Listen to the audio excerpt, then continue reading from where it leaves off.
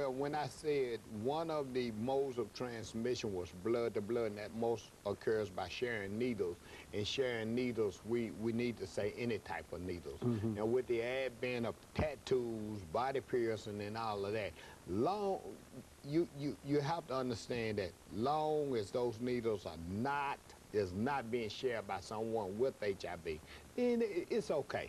But if you're going to get a tattoo, if you're going to have body piercing, just get it done by a reputable, licensed person, and make sure that they are using clean, sterile, and new needles, and you'll be okay.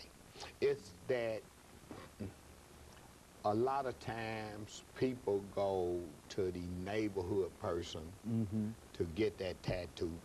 Tattoo Sean, tattoo Wayne, tattoo whoever. All right. Tattoo James Haney. You see what I'm saying? And those type things also have a risk for transmitting HIV, sharing needles. And so that's a real problem. Yeah. Well, we're not seeing a lot of that, a lot of people becoming infected that way, but we want people to know that that is a potential risk. So, you know, that's where that goes. Well, now, over the next 3 minutes that we have here, Ms. Crowder, what about the research and the attempts to, have we simply given up on trying to find some kind of vaccine or whatever? Yeah, well, is that just...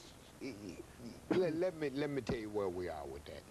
Number one, the United States is still, as we speak, over the last 10 to 12 years, there have been somewhere around 40 to 50,000 new HIV infections in the United States every year.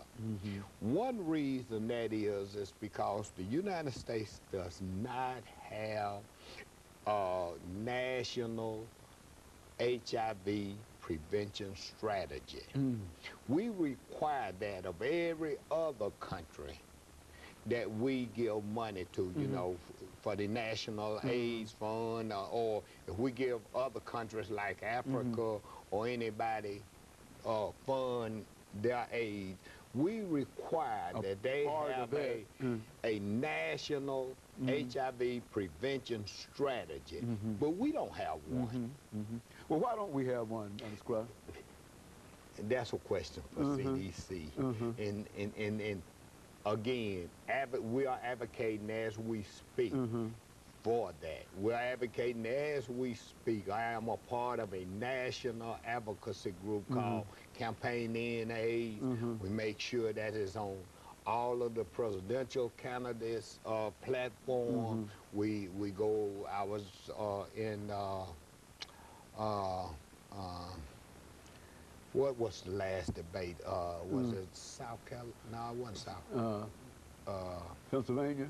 No, the one before that. But anyway, so but the next one is in Oxford, Mississippi. Okay. So we'll be caravan. We travel from all over the country. Caravans of us go down to these debates to make sure that that HIV prevention and AIDS is on the presidential platform and agenda. Okay. So we do that, and it's a national advocacy group. And again, we have advocates from all over the country that will convene. But you just over the last minute, but you just don't have a national plan, and it would be up to the United States, and it would be up to the CDC to develop such a plan, and nobody's doing anything in that direction in reference to a plan. Absolutely. Is that what we're saying? Yes, and exactly. That we cannot fight this disease without some kind of national plan coming out of some kind of nationally recognized medical organization such as the CDC. And you would suggest that perhaps all presidential candidates and all individuals who are concerned with this disease ought to think in terms of having this national plan. Absolutely. Not just the president, every human being should think about this whole thing. Very good. And of course, Mr. Crowder, let me thank you again for bringing by that excellent information in reference to this disease. And let me encourage our audience to tune in again next week for another informative edition of Comments. Thank you and good morning.